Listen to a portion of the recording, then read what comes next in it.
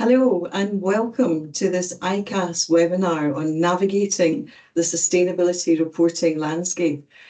I'm Fiona Donnelly and I'm Director of Sustainability at the Institute of Chartered Accountants of Scotland, ICAS. We are both the educator and awarding body of the Chartered Accountancy qualification. We have some 3,500 students studying our new curriculum that has sustainability integrated throughout. Plus, we are also the regulator professional institute for our some 24,000 members who are based all around the world. We're also obviously an employer. Before we begin, just a couple of housekeeping things to remind you, the usual form. We will have a question and answer session today, and you will be able to submit your own questions, and we'll try and tackle them at the end. If you can use the Q&A facility, that would be super. You're also very welcome to have a conversation among all the people who are listening and watching from your desks. Use the chat box function for that, please. We are also recording the webinar. It will be available on demand later. I will share that link with you later. At that time, we may also come back in writing with some questions that we didn't get to cover today, and maybe some trickier ones. If you get to them, we'll come back to you in writing on them. But rest assured, you're all on mute, so don't worry about any background noise that you may be facing as you listen and watch in. But you're all on mute. And also just at the end, we're going to share another couple of QR codes with you. So you might just want to keep your phone by your side just to be able to catch them. But today, I am truly delighted to be joined by our speakers, two of our members, who are genuine trailblazers when it comes to sustainability reporting. We've got Roisin Booth at the far side, who is Head of Sustainability Reporting at the NatWest Group. And then to my immediate left is Annette Lister, who is Group ESG Governance and Reporting Manager at the Weir Group PLC. Both very, very different businesses, both listed, and both have a firm commitment to decarbonise their own operations, but they also both have a huge role in facilitating the transition to a net zero economy. Both report about their impacts on the planet, as well as what financially impacts their business.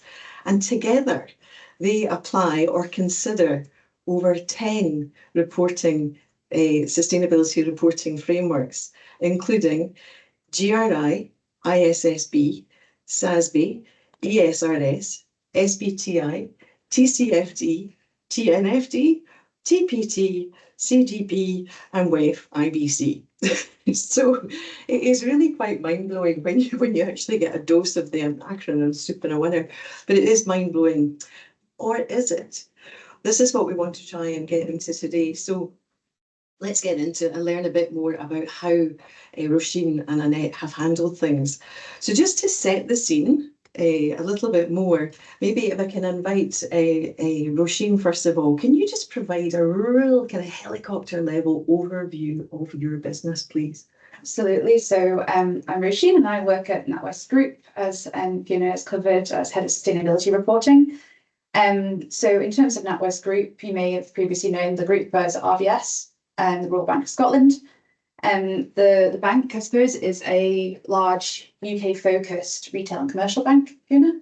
It does have kind of some operations within Europe, for example, but very minimal compared to our kind of UK focus. And that has been a part of our strategy over a number of years to kind of focus in on a UK-centric role of the bank. In terms of where we sit in the bank, I suppose, and my team, so the sustainability reporting aspect of the team, we actually sit in the finance function, which is quite unique, I believe, compared to some of my peers that are performing similar roles. So we sit directly alongside the teams that are preparing the annual financial reporting, quarterly financial releases, etc. So we work hand in glove with the wider finance function. Fantastic, thank you. So retail, commercial, UK, and you're in amongst the finance team. Fantastic. Annette, can you give us the same about your business? Sure. I work for the Weir Group PLC, as you've mentioned, and the Weir Group PLC is a FTSE 100 company. We were founded and actually headquartered in Scotland, and we focus on providing mining technology providing innovative engineering solutions to the mining industry to help them with the transition to a sustainable future with delivering the metals and the mining commodities that are required to support that. We have 12,000 employees and we're based in over 50 countries, so we've got quite a widespread globally, and we have a mixture of manufacturing and service centres in addition to the headquarters in Glasgow. So in terms of my role, I am a bit different to Roisin in the fact that I sit in sustainability and the strategy team. And I report directly into the group head of sustainability. So I'm an accountant by trade, and I worked previously within the group finance and internal audit functions, but I'm now within a different team, but have the responsibility for the sustainability reporting that we do within the annual report, and also within the on our website and to the likes of CDP, etc. And also find ways to collaborate and work closely with the finance team as opposed to being directly reporting into it. Brilliant, thank you. So I'm hearing kind of more international, I'm hearing mining, and I'm hearing you are in a sort of strategy sustainability team. Yes. So really quite different. It's amazing. I think as well it's fascinating because mining is one of the sectors that you sort of think of, oh gosh, there's so many issues, and oh no, like not an awful lot of nice stuff necessarily is going on in some of the mining commodities, but you guys are really at the cutting edge of giving us all the rare metals that we need for all the tech that we need, isn't it? Well, it's providing the technology to allow the mining industry to scale up to be able to provide these commodities, but also clean up as well, really focusing on how the mining industry can cut their emissions, but also deal with other sustainability issues about the waste that they create, to minimise that, and to use water more wisely as well. So it's really finding ways to help the mining industry to really clean up and be able to provide and support the sustainable future. And then yourself as well as a bank, it's the fact that, how you invest the funds, how you support your customers, you're really driving change as well and helping the transition in a totally different way. Yeah, I think we'll probably come on to that through the kind of conversation we're having this morning, but it's, for us, it's really helping, it's really key for us to understand, I guess, what our customers need by way of support to be able to transition their own businesses. Mm-hmm. So then we can create the right products, propositions, and tooling to be able to support them in their sustainability journeys, because obviously there's going to be an enormous need for financing to change a large amount of industries. This won't be able to be possible without kind of funding. Yeah. And that's kind of where a bank can play a really key role. Brilliant, fantastic, thank you. That's really, really helpful. Now let's get into the detail of the reporting. Lots to cover here. So, can you give us again a bit of a sense of, how are you approaching the new standards? Last year was bonkers with the number of new releases of standards, and mandatory in some markets, voluntary in others, just all sorts of change going on. But just how is that showing up for you now? What is your approach just now with all of this melee that we've been faced with? So I suppose what are we doing currently? So for us, TCFD reporting is mandated, and we've been doing that now for a number of years. And in terms of the annual report, there's obviously the UK Companies Act, the non-financial reporting requirements within that we adhere to. So they're the main aspects that we focus on for our current annual report. But we do some voluntary reporting. Obviously, we contribute and have done really well within CDP, but we also report SASB metrics on our website as well. But yeah, the future is interesting, and obviously we've kind of got one eye on ISSB from a UK regulation point of view, but we have a presence in Europe, and actually will come under reporting requirements next year for the large company threshold in 2025, reporting in 2026. But again, one eye on the future, obviously from a group perspective, we're kind of keeping an eye on how the group reporting requirements in 2028 and 2029 are progressing, because there's a lot of uncertainty at the moment as to what that's going to look like given the standards for that group reporting have yet to be set. Maybe you can ask the same question of you, then we can dive into the detail. So I would just say very similar position to Annette from a NatWest Group perspective. Again, with a small entity in Europe that will come into scope before the group, which is quite a unique dynamic for these group companies that are operating obviously across the globe. We also, as a large UK premium listed company, have been in scope of mandatory TCFD reporting for a number of years now. Been happy to be fully compliant since we started doing that. And the Companies Act requirements as well, which you mentioned, Annette, we are also in scope of that and published that fully for the first time last year in our disclosures.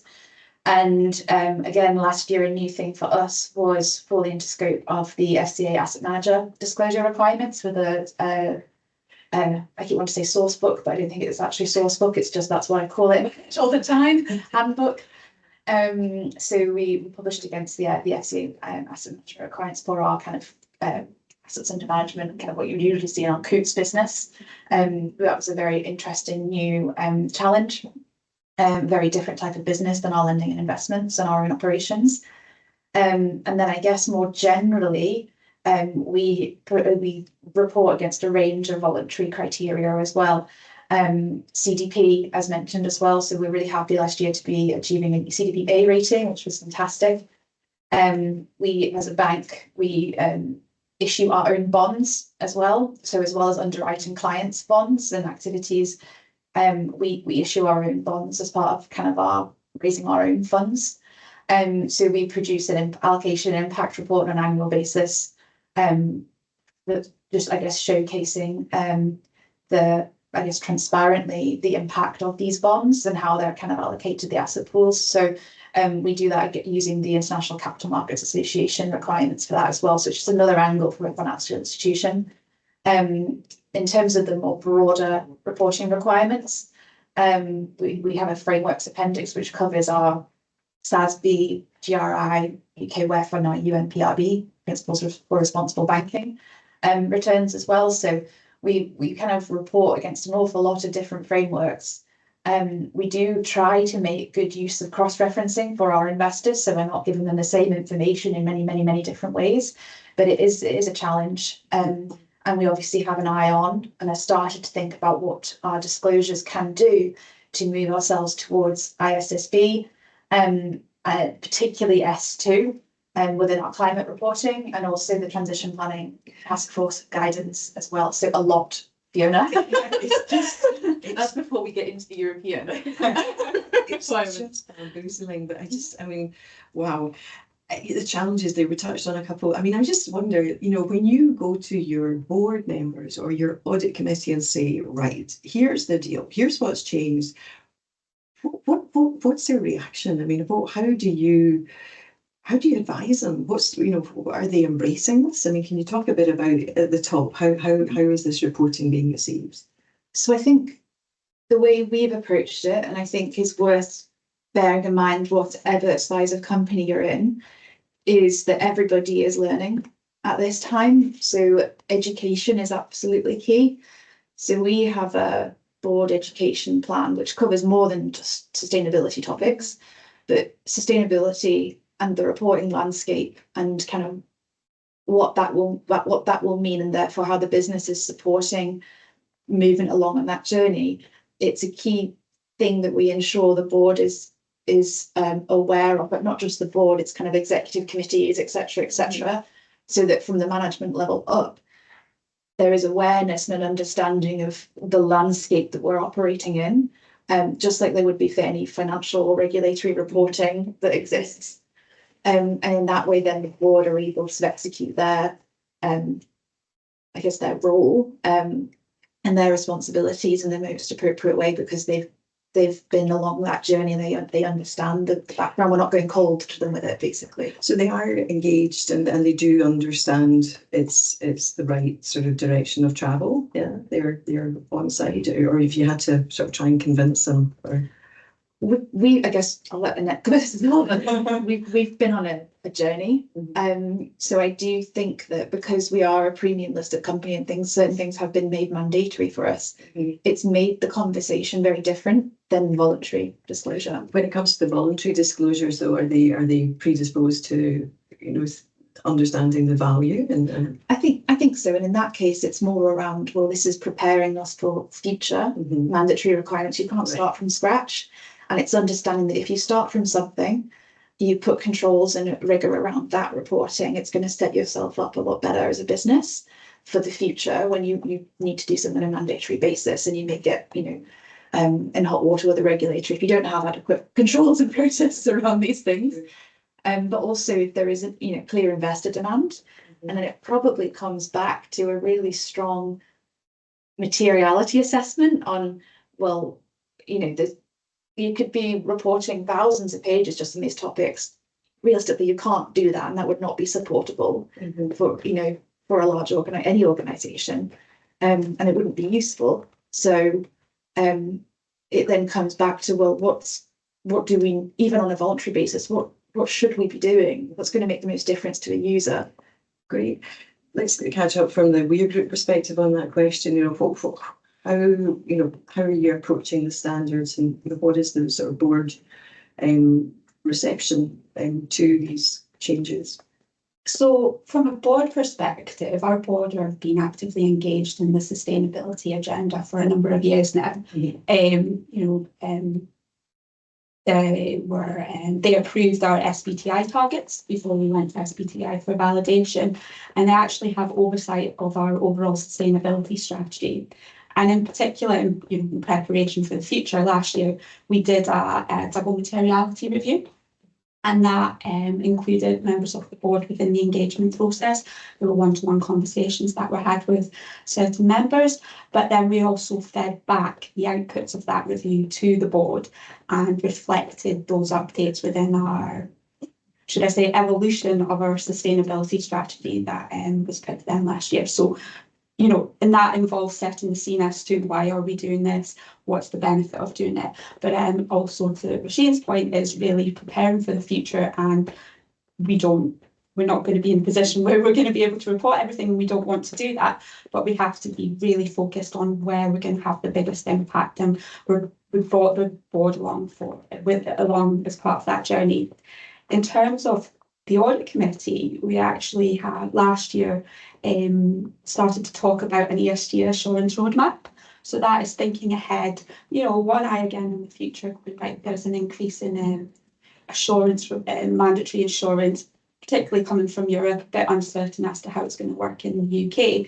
But, we really need to start thinking about the data that we're producing. If Roisin's saying the quality and the controls behind that data. So really thinking about how we get ahead of the game as much as we can, but also take the business along with us again, and making sure we've got good documentation, good controls, good processes, bringing in internal audit where we need to, using external auditors when we need to. And it's really about having it as a roadmap, because we can't do it all at once, and that is being directly reported to the audit committee. Fantastic. Beautiful segue. Thank you very much. Just about, this is just, your businesses are complex and lots of people involved, and now even more people involved in measuring things perhaps for the first time, or getting used to measuring things for, this is now going to be the norm. How do you bring these people along with you? How do you sort of secure that engagement and commitment to delivering what you need?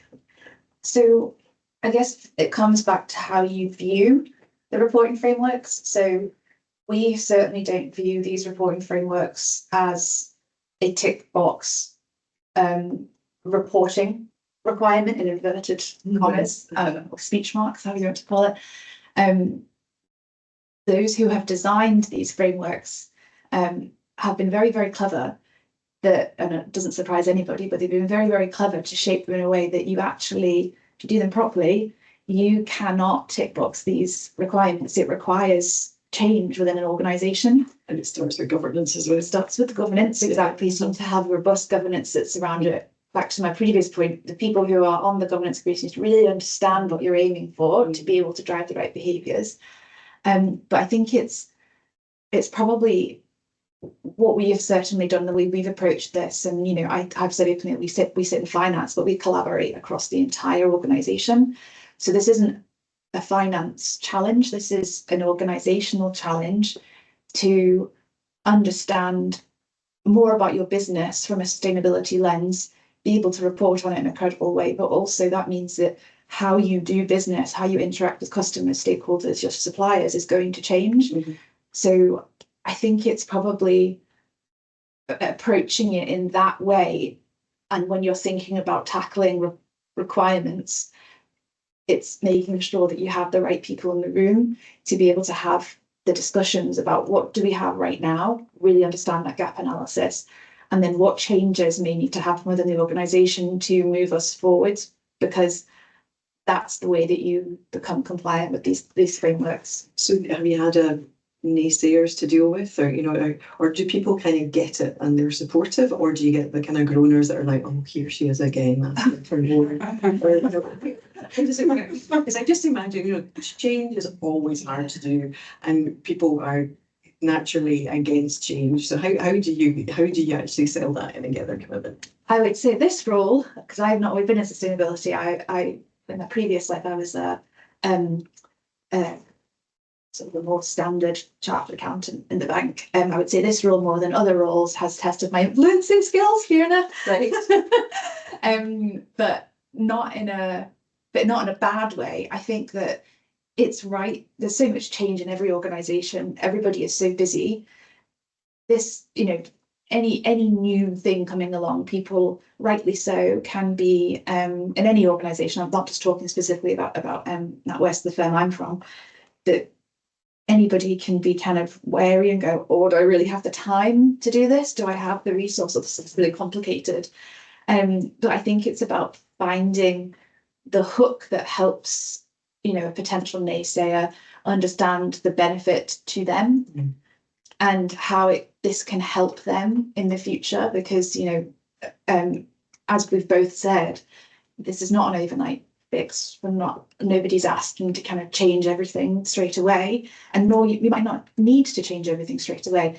But over time, if the firms can collaborate across departments, the business will be able to evolve into more sustainable practices. Data will become more available, more robust, and we'll be able to use it for decision-making purposes internally as well as reporting. And that's the crux of what everyone's trying to achieve. And that people are getting that. People are brilliant. Are your influencing skills being tested to the same level, or are you have some magic weird pixie dust? No, I think it's interesting because unlike financial reporting, this non-financial reporting just covers most of the organisation, and I report the data, I don't prepare the data, I'm not accountable for the data, I'm not reviewing the data. So really the governance structure is really important to kind of get the board engagement, the right board engagement, cascade that down to management, and then feed that down into people who are actually doing the actions. So the right governance framework will help those conversations because they will provide opportunities for engaging with each other. Like, we use a lot of working groups that have members of different members of the group exec involved in each one, but represented on that are people from within the business, within the divisions, the people on the ground who can actually go, yeah, this works, that doesn't. So that structure is really important to enable the conversations and engagement to happen. For me, looking at the standards, going, right, we need X, Y, and Z, and we need it from A, B, and C, it's about, we have myself and other members of the sustainability team have touch points with different members of the functions, and those people within within HR, within compliance, broad range of functions, and talk to them on a kind of regular basis so they can tell us what they're up to, so we know information we have to report, but also we can give them updates on, right, this is coming, I need help with an EcoVadis questionnaire, or here's a bit of overview on the future landscaping. But I do the due diligence work to kind of go, right, what kind of metrics, what requirements so I can give them that information, and they can go, well, we have that data or we don't, and then it becomes, well, why do we need that data? And it becomes a bit more of a conversation piece. And actually we do a lot of work with IT to look at the systems we have currently and also where there may be gaps in the future. So engagement works in so many different ways. That governance structure is very important, but it's also understanding and having conversations with other stakeholders and engaging with them, particularly for us, investors are an important stakeholder, and we regularly have conversations with them. What are you looking for? What do you think about our reporting? Is there anything you need from us that we're not currently doing? And, using those conversations to identify, help us prioritise areas, but also engaging with our employees. As I've mentioned, we've done this double materiality assessment last year that led to an evolution of our sustainability strategy. So now we're on kind of communication mode.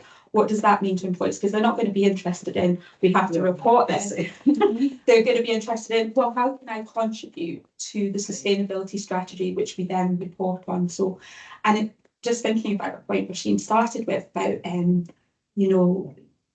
this shouldn't just be a compliance exercise. Our experience of the TCFD framework really helped understand, actually, this is a strategic requirement. If we get this right and we embed it within the strategic framework, actually, people will get the benefit of it or understand the benefit without having to realise that it's because of, the standards. So that is very important to kind of link it as much to the strategic framework, so the underlying strategic priorities, because that will also help you identify where you should be reporting and where the value of the reporting is, and drive some of those conversations. So there is a sense of value to the individuals involved in the work, which is great. And I guess there's just a whole bunch of work that allows that to happen. Just sticking with the point about employees, have you had to employ more people or engage consultants or whatever to help with all of the new requirements? Don't want to sort of pry commercially sensitive information, but can you give an indication of how you have tackled this? Yeah, so I'm happy to chip in first. So I suppose our team has grown. I started in this space the year, I guess my first output in this team was our first FCA listing rule requirement, TCFD. So it's quite big first output. But our team has grown to accommodate the outputs that we do produce. I would say we're not a big operation. We're sub 10 people doing, running our sustainability reporting for the group. So we're 10 very, very busy people, and it's quite nice because you're agile and you're in a lot of conversations together. But it kind of grew from a very small number. I suppose that's important to be mindful of. So, like I said, about the number of pages you could produce, you could have enormous teams working on this, but you might lack that agility and having multidisciplinary. That's what I was going to ask. Are you bringing in climate scientists? Are you bringing in more accountants? Or, can you talk a bit about who, Yes, the skill set in my team, I suppose. I have a couple of accountants. I'm an accountant myself. And that is incredibly useful, particularly where we're trying to enhance the robustness of data controls processes. We have our sustainability metrics assured by external auditors. A large range of them are assured, and we're progressing on that journey up to reasonable assurance and hopefully eventually to audit standard. Those people are really, really key in that space, and they really get the ins and outs of that because they've had experience from the financial audit side. I have a range of risk types colleagues who view things from a completely different lens, which is fantastic. And then I just have a range of other individuals who maybe have slightly more strategic angle. Not that the others don't have that, but that's kind of what the team is sort of focused on. And Annette, because you stick with the strategy team, which is so in terms of who writes the report or responsibility for reporting, it's kind of just on me at the moment, with help and input from other team members. But we obviously not as extensive in our reporting requirements as NatWest, so it's not at the moment too much of a burden. But what we have found, particularly as I was mentioning around the ESG assurance roadmap, actually people have been brought in within the finance team to help with getting us ready for that, looking at the controls and processes, bringing a bit more internal audit expertise. So we are very lean at the moment, and quite purposely so, to because it kind of fits with what we're doing currently. What the future holds is a different fish, and also thinking ahead to like the having to report under ESRS next year. It's, well, how do we resource that? Do we do that centrally? Do we do that within the business? And if it is within the business, is that a finance person? You know, these conversations are being had, and I think longer term, as obviously the EU is one area where we might have to report, but there are, you know, rumblings elsewhere in other jurisdictions, Canada, Australia, a lot of locations that we have a significant presence, as to, well, when, you know, if they start implementing the standards that they're talking about, what does that mean for those businesses? So it will be an ongoing question as we kind of monitor the landscape over the next few years, to kind of go, how do we support the group reporting, but be aware there is likely to be more reporting at a legal entity level as well, that will need some kind of resource and training and skill set behind it to be able to do so. Brilliant. So we talked about the board, we talked about colleagues. What about the impact of all of these new requirements on the people you do business with? Because I think, again, the tentacles of your supply chains combined will just have so many, even at tier 1 level of supply chain. So you just think, you know, your demands, either mandatory or voluntary, are now having pull through on your supply chain partners. Can you chat a bit about that? What is it, you know, how is that panning out for you? Because you kind of need their input for you to get good data. So how is that working in reality? Yeah, so it's interesting because for us, the way we framed our evolved sustainability strategy, two kind of key focus areas is on the customer side of things, because that output from the double materiality review was very much the biggest impact we can have is helping the mining industry. So we've focused a lot of a part of our strategy on that. And the other element is kind of focused on our own internal operations with the supply chain, because we're quite an integrated, have an integrated supply chain. So actually we do a lot of our own manufacturing as opposed to outsourcing it. But what we are starting to do as part of our kind of supplier due diligence is reach out to our supply base and ask them for more information about what they're doing from an ESG perspective, to kind of build that and embed that within our own kind of procurement decision-making processes. But we are finding, you know, something like the carbon border adjustment mechanism, you know, the CBAM or the BAM, we say, that is starting to see a real kind of you know, very slow pick up at the moment, but inevitably will grow. You know, people are asking us for more product related information to do with embodied emissions, to then provide them with the data that they need in their own. And even through CDP, we usually get annual requests to provide that information to customers. So yeah, as the legislation and these CBAM-like regulations come in across different jurisdictions, you might actually find not only are people asking you about ESG in general, but they're actually looking for data probably that you've never had to provide to them before. And that is causing quite, not concern, but it's just another issue to deal with, and to try and build data up and systems up to be able to support and do that in a way that's going to add value. So I guess it's the same for the bank, and it seems like a lot different. So yeah, we do get asked for data, increasingly that is new and bespoke. But I suppose key thing about being a bank, and this is from a climate lens, but obviously there's a Venn diagram of environmental, social, sustainability, right? So the key source of our emissions, if you look at our whole emissions footprint, is our lending and investments. You know, I think around, you can see our latest climate report, around 90% of our kind of emissions are scope 3 category 15, which is lending and investments. And for the bank, I think it's top of my head, 28 million tonnes or something like that of CO2e.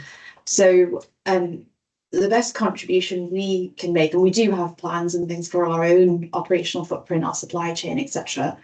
But the biggest contribution we can make is understanding, going back to an earlier point I raised, our customers, and how we can uniquely place ourselves to help finance the transition.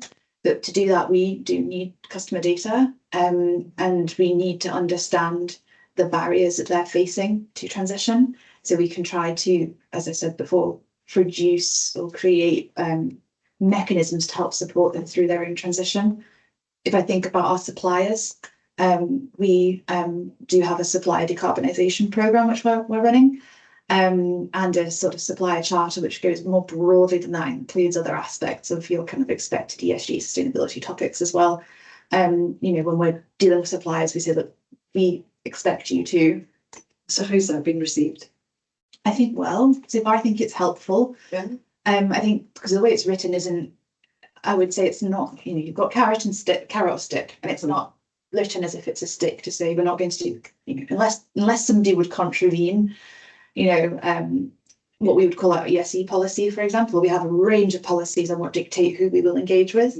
Unless somebody would contravene that, you know, we believe our role as a financial institution is to help support the transition of our supply chain, because that's what the role of financing can be. But to do that, we do need the data. So, you know, we have a supply chain decarbonisation programme, which is all around trying to help unlock and understand those challenges, help unlock the data that does exist and enhance the quality of what exists. So what does that mean? Like, does that mean like the NatWest questionnaire is like more, like 3 pages long, or is it a kind of, is it a phone call and a chat through, or, you know, can you add a bit of colour to that?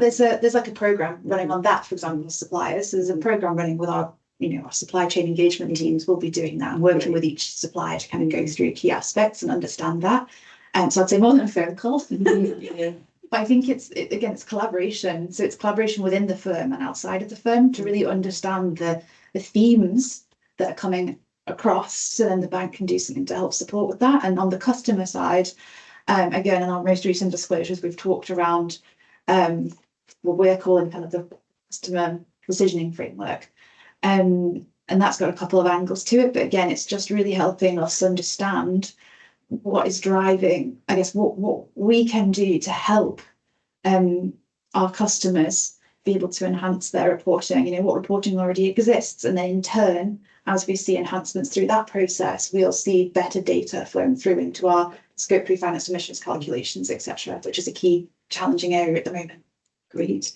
Right, I'm going to ask one more question and then I'm going to start taking ones from the viewers. So thank you very much. They're coming through on iPad number 2, which is still working, which is great. So the last question for you ladies, I mean, what have been the implications of reporting? You know, what's been the benefits, value, challenges, costs? I mean, can you just give us a flavour of maybe the like pros and cons, just again, helicopter stuff?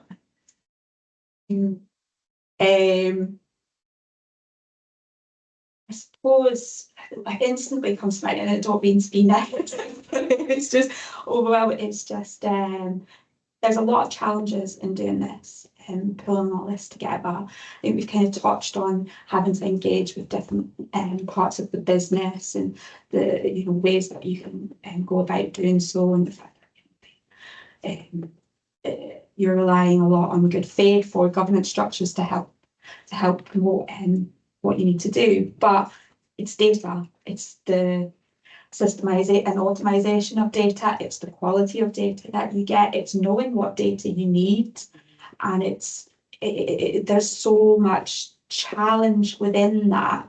And I think, you know, even though we are larger organisations, I think it's going to be faced by everybody, because it's really it's new.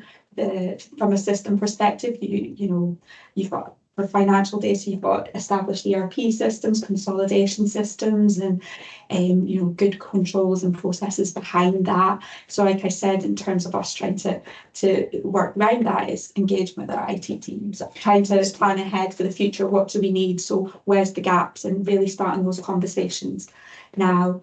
In terms of the quality of data, it is, like I said, it's looking ahead and thinking about how we coming up with an insurance plan, and you know, progressing with that and engaging with people. And in terms of you know, what data you need to report, it's spending time going through these standards, and it's a real challenge there being this uncertainty in what there is. ISSB have framework standard S1 and the climate standard S2, and then there's, please refer to the EU standards, which is like downloaded their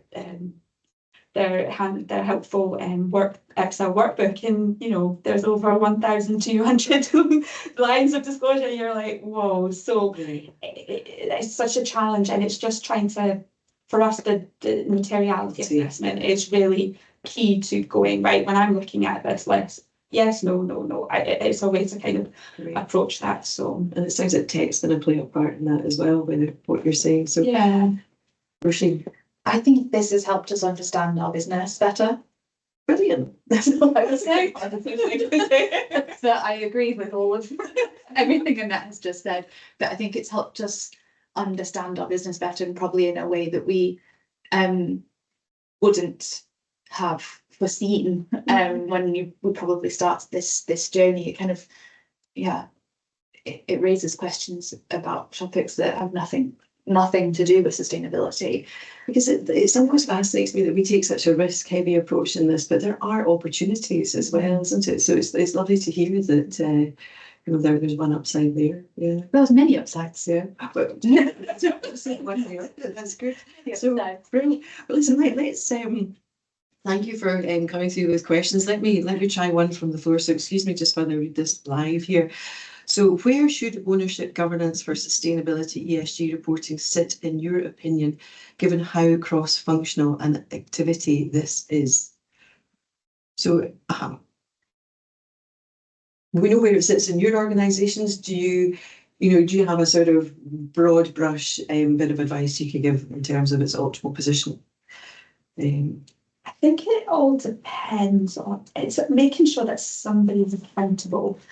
Does that have to be at board level? Does that have to be at group management level? I mean, every business is going to be different, and every business is going to have a different take on how important sustainability is to them. But I think you really need to make sure that there's some level of accountability, and that is then enforced by some ability for that person or persons to get information that they need, and to make sure there's a two-way flow of information. So does that include a champion at the board? I'm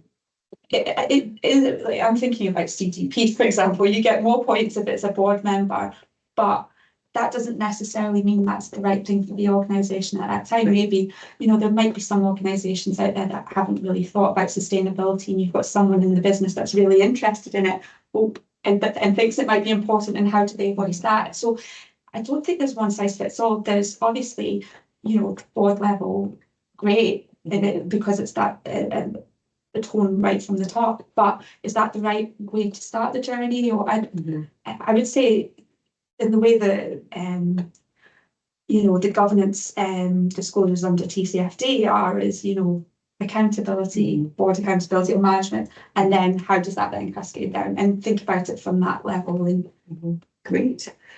What was your? I'm biased because this is our model, but I think we've been very lucky to have a strong advocate for this space with our CFO, Katie Murray. So Katie Murray is a member of kind of the Accounting for Sustainability Network, Leadership Network, and everything like that. And I think Katie obviously is an executive director of NatWest Group as a CFO. The breadth of her involvement across all the different processes that sit within the bank, the annual financial plan, external reporting, internal reporting, management of executive remuneration, everything like that. I think that we are obviously further along our journey, and it's becoming more and more integrated into how we do business. And I think Katie has played a really strong role in allowing that to happen. And being a supporter, but she's also been a challenger on us to say, I'm going to support this agenda, but you need to get this right, and you need to have like I keep going back to the data controls. Don't think that you can't show progression on that side of things, whilst also having the advocacy at that level, if you know what I mean. So she's been a really big supporter of maturing the controls that sit around this stuff. But I would say that model does depend on how, this is probably a bigger point to make, it just depends how finance is viewed within an organisation. And I think we'd be naive to assume that every organisation, the finance function is as strong as, you know, Katie has made it in NatWest. So you know, in other regular organisations, they're not as kind of progressive and involved in the strategy, for example. Right. Thank you. Another question we have here. Sorry, this is one for me, so I'm going to ask and answer it. So, but it's really interesting, actually. So, the question is, what support does ICAS give its members to train in sustainability and support client reporting? It was mentioned that it's included in the new CA syllabus, but how is this accessed by other members? Well, I'm delighted to say that already we do have some CPD courses on offer for members. Some are free, some have a small fee, very good value. But we're actually in the exercise of revamping the modules that we do offer, because we realise that with all of these new reporting requirements, we need to build on what we're offering. So you will find courses online just now, and you will find even more in the very near future. So yes, we are helping with training, but then also we are helping with articles. We are commissioning our own research. I'll share a couple of links later to interesting research that we've commissioned. And then we've also just recently launched a Sustainability Business Network, which is recognising that we've got capacity, we've got understanding, but also like conversations like this are gold dust. So we're trying to galvanise a community online in the LinkedIn group, and then supported by offline meetings, just to help everyone share and learn together. So we are trying to have this sort of galvaniser role, but there are a few things out there. So can I just add something? Just sure, because it was a point I was thinking about on the way here is organisations like yourself, and I don't know how I've subscribed to so many different newsletters or what. I'm really overwhelmed at the moment about the amount of webinars and guidance material out there that, you know, I could spend my days just watching other people talk about materiality or CSRD. So like organisations like ICAS, even if it's like the information point, I've really found I've had to scale back where I get my information from, which webinars I attend, and being a bit more selective, because it's just very overwhelming, the amount of people out there that are looking to sell you something or provide you with guidance. And so organisations like ICAS and the network pages are really helpful to kind of go, right, if I need to know about CSRD, where to, right, in linking in, you know, to useful sources, because for me, it's becoming quite overwhelming when I look at my mailbox and I'm like, oh. I think that's like it's being able to find the quality providers as well, isn't it? Because there's a lot. There's a lot out there. So here's another question here. Are you concerned that an increase in sustainability metrics that are required to be reported could lead to an increase of scrutiny from the users and the public? And how would you approach this concern?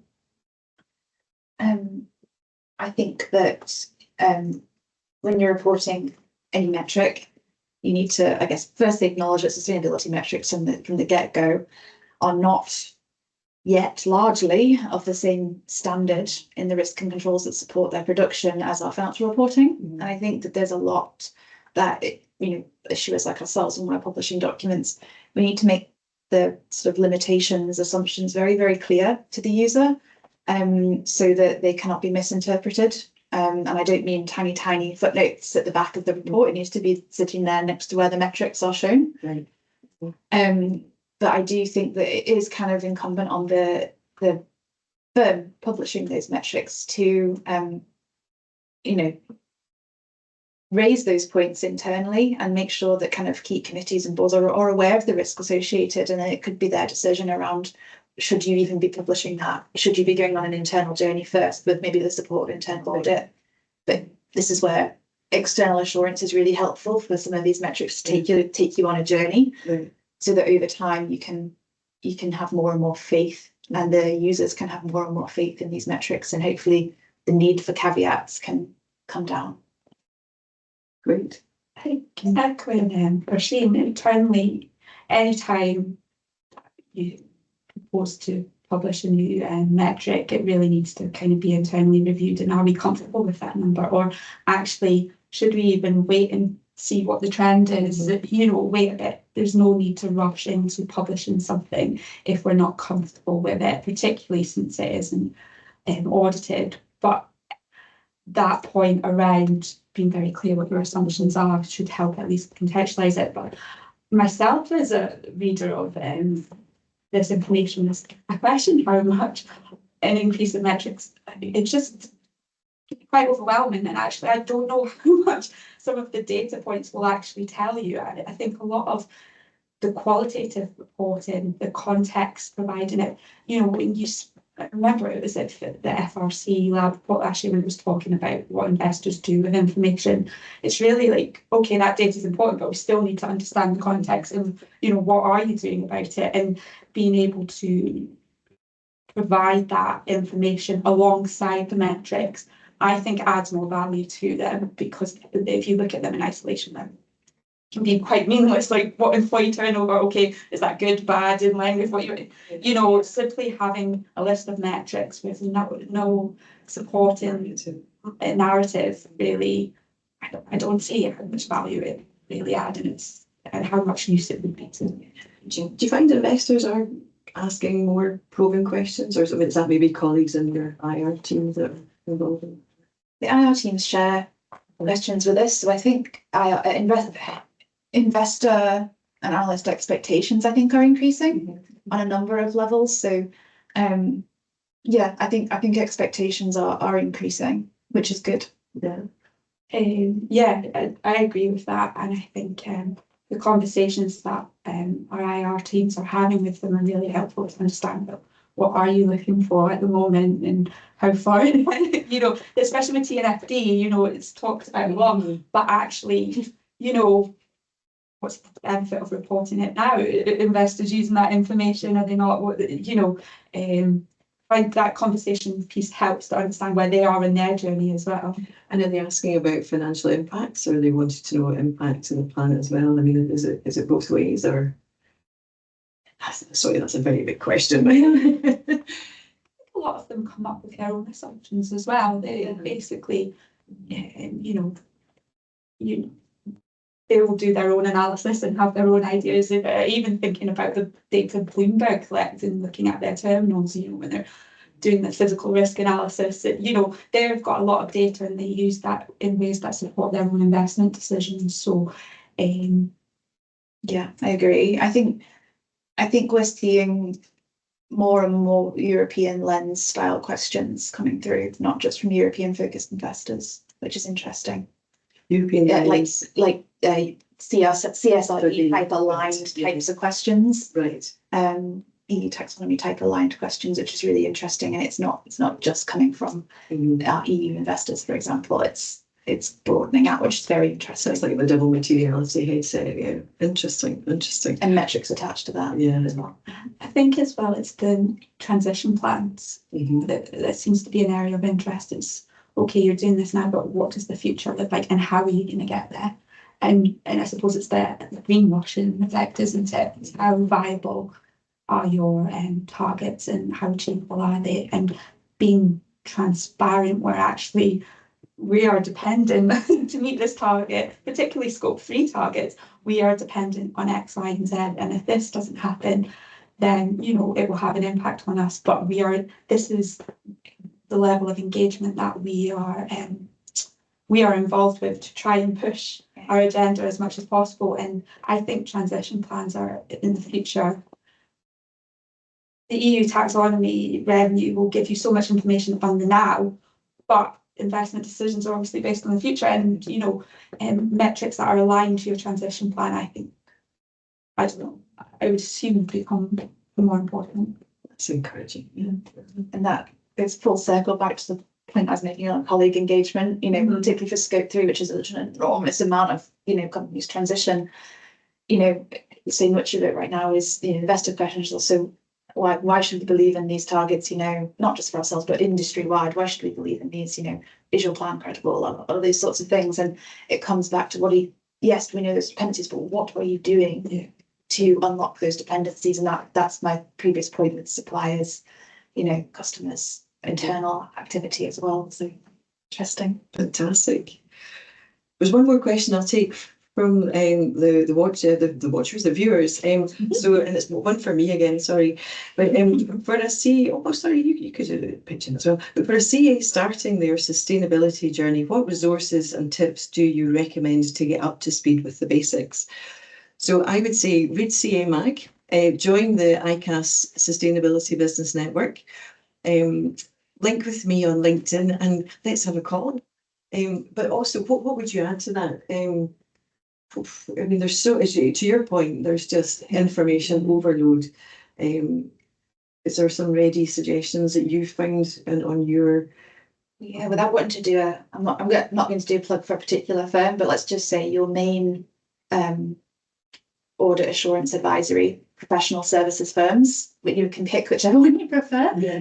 That's a good one. Most of those on their websites will have snippets of TCFD explained or CSRD explained, and you depends, but I would have a browse on their websites, and it's usually on kind of the advisory and side of their websites, and they're really helpful, and you can it's a snapshot. You don't need to go into the depth that Annette and I have to go into, but those are really helpful resources. And I think even like TCFD, there's a wealth of clips and trainings and everything on their websites too, actually, isn't there? Yeah. So do you have anything that springs to mind? Particularly, I suppose it depends if they have an area of most interested in making, even, and then we'll have a flip through some reports of people within that industry or area, and maybe there might be some good information on the UN websites as well, SDGs and things. And take a look at NatWest and Weir Group's reporting, because that is an education in itself, I tell you. I'll have to call it a day, sorry, but we could go on all afternoon. It is truly fascinating, but I wonder, just as to give you the closing remarks, what one piece of advice would you give our viewers in terms of how to tackle the new requirements? What have you learned? What do you wish you knew then that you know now? My point would probably be to start somewhere, kind of understand, what you have available right now to just get going, understand your limitations, but just start somewhere, because these things do take years to get up and running. That's probably my big thing. Yeah, definitely. Yeah, call that. If a really good understanding of your business, where you sit within the value chain, kind of launching the landscape, and then when you do have to report, realize you can't do it all at once. It's a journey, and just be transparent on where you are in that journey. You don't have a policy in that area, I think that. Acknowledge that, but say, and then just say, actually, this is what we plan to do. I think transparency, and you can't do it all at once, and it's a journey. It's keep that in mind when you do get around to it. Really reassuring words from two incredibly sophisticated reporters. Thank you so much, ladies, and thank you everybody who's been watching and joining us, and thank you as well for your great questions. We will now, through the power of technology, I believe we have just put on the screen a short poll. We really value your feedback. We want to do more of these, but we want to make sure we're hitting the mark for you guys. So please, if you can answer these 3 short questions, that would be most helpful. 3 quick updates from ICAS. I have already mentioned the Sustainability Business Network. We're really keen to make this an active space for members and non-members. This is not a broadcast channel for us. It's basically a kind of help group for trusted professionals who are trying to crack various nuts in the sustainability realm. Please join that, contribute, share, post questions, whatever. That's the first ask. I think the QR code has just come up for that. The second a lot of QR codes regards a couple of sustainability related ICAS funded research reports that have not long been published. One is about assessing materiality and sustainability and financial reporting. Some interesting findings there. And similarly, around best practice for impact reporting by charities. So scan these QR codes and you'll get into a pithy read. We also have another slide coming up with just what's coming up in ICAS. We have got an incredibly busy events team. Here's a couple of highlights coming up soon around Scotland and an event in Ireland, but keep watching that icas.com events page and you'll see other things coming up in the not too distant future. I think it's we're 2 minutes over. Thank you so much again for your time today, and I wish you all a lovely rest of the day. Until next time, thanks.